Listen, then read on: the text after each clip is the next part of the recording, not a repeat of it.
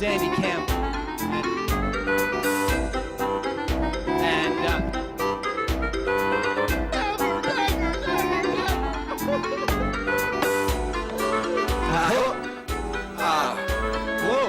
Hi. My name is Andy Campbell, and welcome to the Knock Your Socks Off world of public speaking.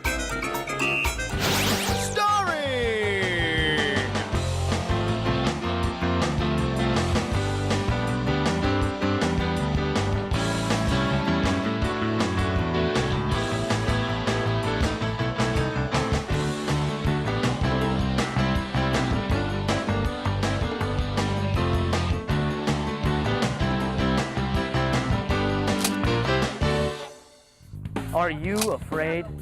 I don't mean of me. I'm Tim, and I'm harmless. I mean, are you afraid of public speaking? Maybe you're confused, a little sleepy, cranky. Well, if you bought this tape, you're expecting to someday find yourself in a situation where you have to get up and speak in front of a large crowd.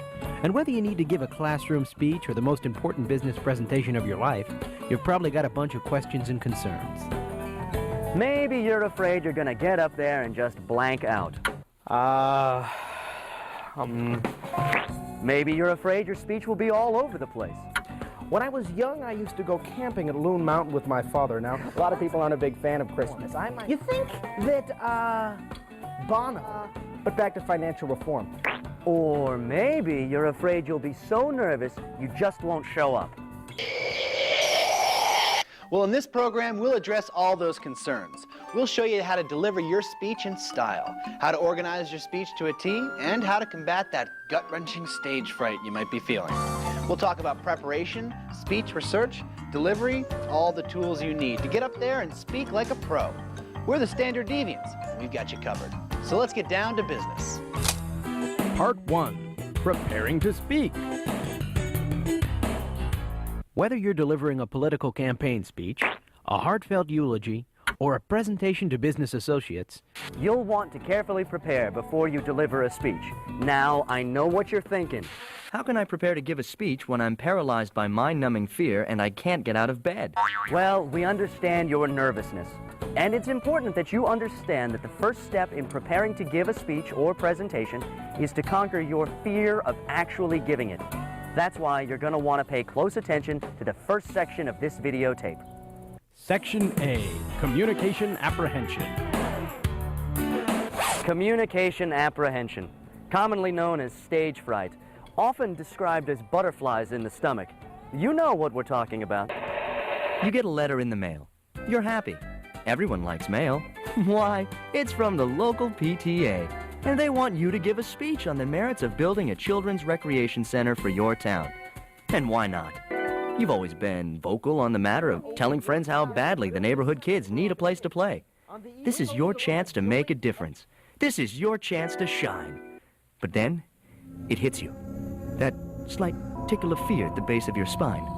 That cold trickle of sweat that rolls down your cheek. That energetic tap dancer who suddenly appears in your stomach to dance the first 2 acts of Showboat. It's communication apprehension.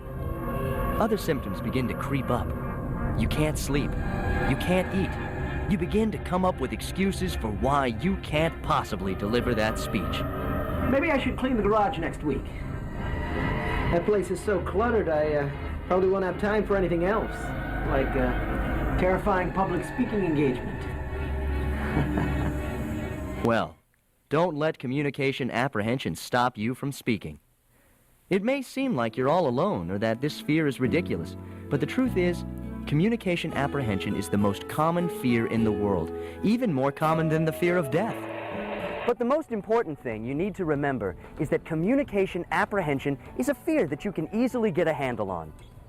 A lot of people believe that CA is a learned response, that people's fear of public speaking is grounded in a bad public speaking experience.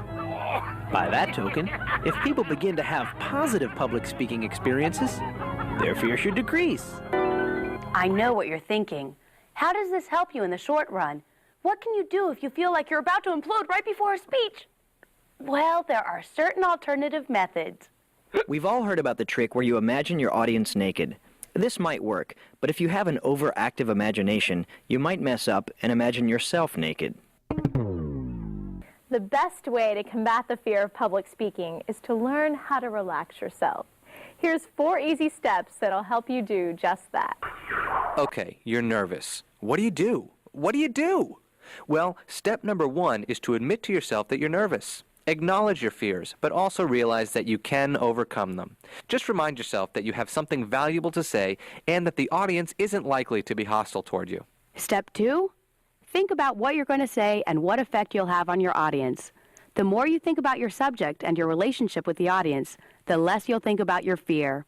Step 3, act confident. Sure, you're nervous, but the audience doesn't have to know that. If you project confidence, the audience will react positively, and this will increase your confidence even more. And finally, step 4, start strong and end strong. A strong introduction will propel you through the rest of your speech and wipe out any fear you begin with. Ending strong will also counteract a shaky beginning due to nervousness. It might help you out to keep in mind that speaker apprehension isn't a sickness that needs to be cured. You're not going to erase the fear from your life.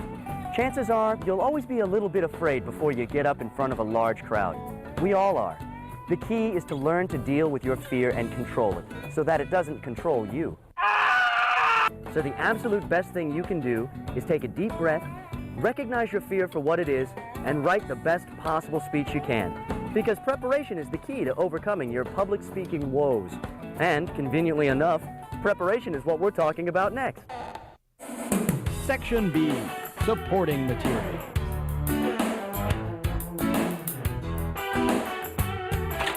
Whether your speech is persuasive or informative in nature, you'll be making some sort of point, offering some kind of opinion. And in order to support that point or opinion, you'll need to organize some supporting material. You'll need to do a little research. The goal of research is to gather supporting materials. These are factual materials and opinions that back up the main ideas of your speech. Every type of support material projects your ideas in a slightly different way. By using all kinds of different support materials, you can increase an audience's interest in your speech. Just remember, for each type of support material you decide to use, ask yourself 4 important questions. Is this accurate? Is this specific? Is this clear to my audience? And most importantly, is this relevant?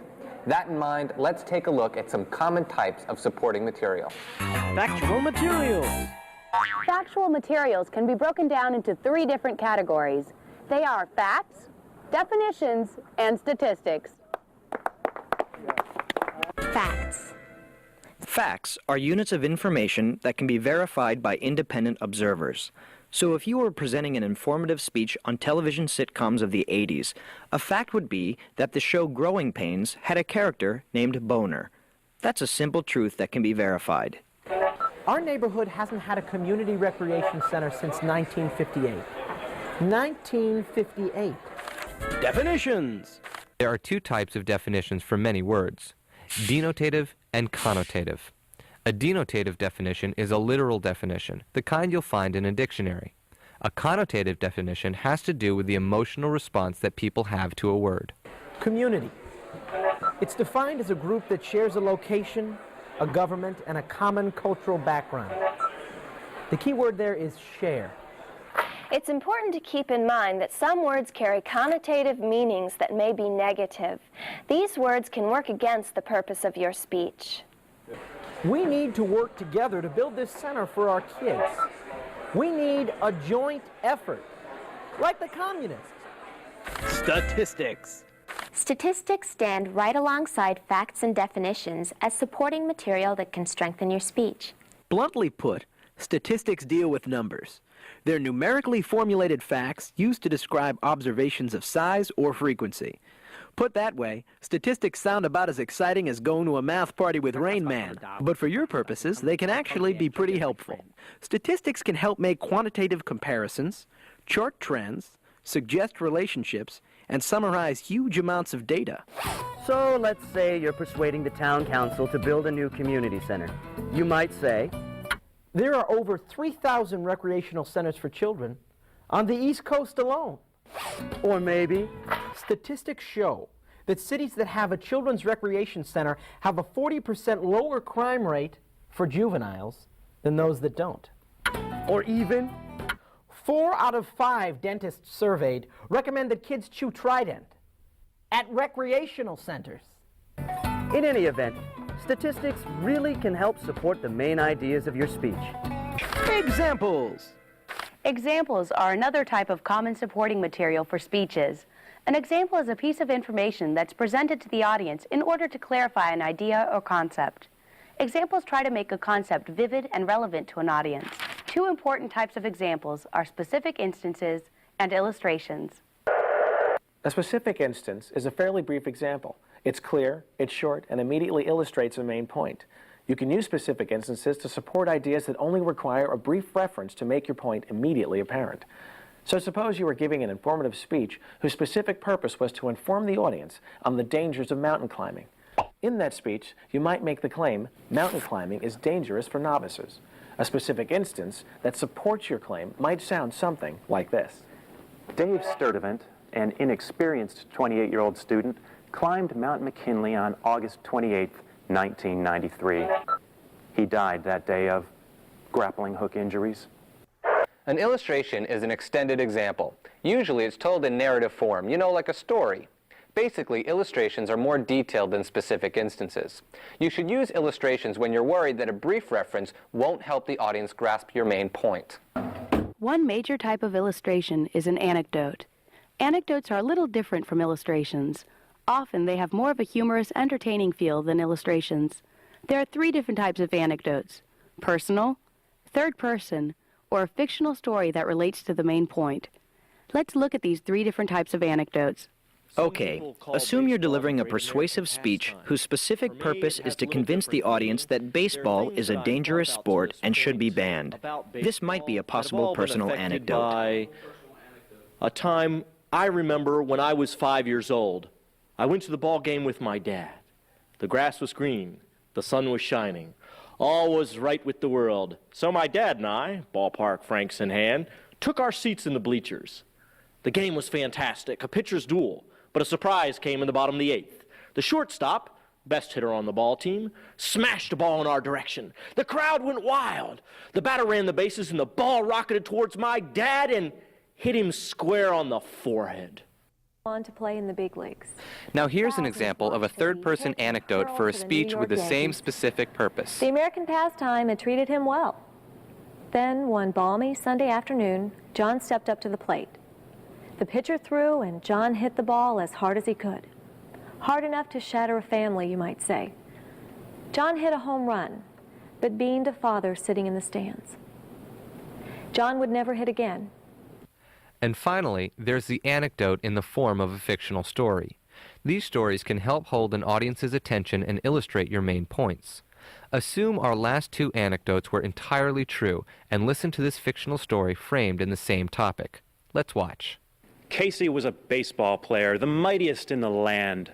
When Casey strode up to the bat, he'd make 1,000,000 fans. He'd run, he'd throw, he'd catch, he'd slide, and all the fans would cheer. "We'll win the series," they'd all yell. "We'll win it every year." And then one day he took the bat in a most important game. 'Twas for the series of the world, the champs, his team would reign. But the pitch hit Casey on the skull, right into his head. And so the mighty Casey lay on home plate, stone cold dead. And there you have it, the 3 kinds of anecdotes: personal, third person, and fictional. If used right, any of these can make for a better speech. The other day I was out walking my dog, and I saw a few kids playing in the parking lot next to the grocery store. They were gathered around in a circle. At first I thought they were playing with action figures or marbles or something, but when I got closer, it dawned on me what their toys were.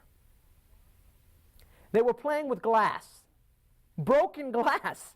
They named their pieces of glass. One was named Pointy Man. One was named Infecto. The children of this town need a recreation center now more than ever. If used correctly, illustrations can make for a more powerful, more entertaining speech. Testimony! Testimony is another common type of supporting material. Testimony is information or an opinion expressed by another person. Expert testimony is the most common type of testimony used in speeches. Expert testimony makes use of the beliefs, values, opinions, and predictions of some authority or expert in order to support a speech's major point. Expert testimony is most useful when delivering persuasive speeches. In an audience's eyes, predictions or opinions of experts that are in line with your own often make a speech seem more credible. One easy and effective way to express an expert's opinion is by using a direct quotation. In her recent book, Small Hands, Big Hearts, local child psychologist Dr. Suzanne Ibid writes, "Children have a right to a safe haven. Just having a place to escape outside of their own imaginations can make all the difference in a child's social adjustment." A direct quotation is the statement of another person's opinion or conclusion using that person's exact words. If the quotation seems too complex, it can also be paraphrased. But regardless of the circumstances, a quotation should always be credited to its source. And that's the scoop on support materials. But the preparation doesn't stop there. All these support materials won't do your presentation or speech a lick of good unless they're presented in an organized fashion. That's where the next section comes in. Section C, organizing your presentation. The next step in the speech building process is to organize your speech into a specific pattern, because the fact is, audiences will more likely remember a speech if it presents its ideas in an organized way. Because your audience is trying to follow an oral presentation, any patterns and verbal cues you include will increase their comprehension. There are 2 important steps you can take to help organize your speech. Number 1, identify the main ideas of the speech, and number 2, make an outline. We'll be going over each one of these steps in detail and applying them to the informative and persuasive speech formats. So why don't we quit screwing around and get to it? Most speeches contain between 2 and 5 main ideas. It usually works out that you can come up with a lot more main ideas than you can fit within your time constraints. That's why you have to be selective. You have to pick out only the main ideas that are essential to the speech. So if an idea doesn't help you achieve your specific purpose, it shouldn't be included in your speech. Basically, the order of your ideas is pretty much up to you and what you might think have the most impact your audience might want. Just know that your strongest idea will be the one that'll have the greatest effect on the audience. So, your strongest idea should either be at the beginning or at the end of the body of your speech. Your weaker ideas should be buried in the middle of the speech, not at either end. With that in mind, here are some common and helpful ways speakers choose to organize the main ideas in their speeches. Chronological organization. Chronological organization uses the passage of time to present ideas. That's a fancy way for saying you tackle things in the order they happen. So say you're giving an informative speech whose specific purpose is to explain how to build a tree fort. You'd organize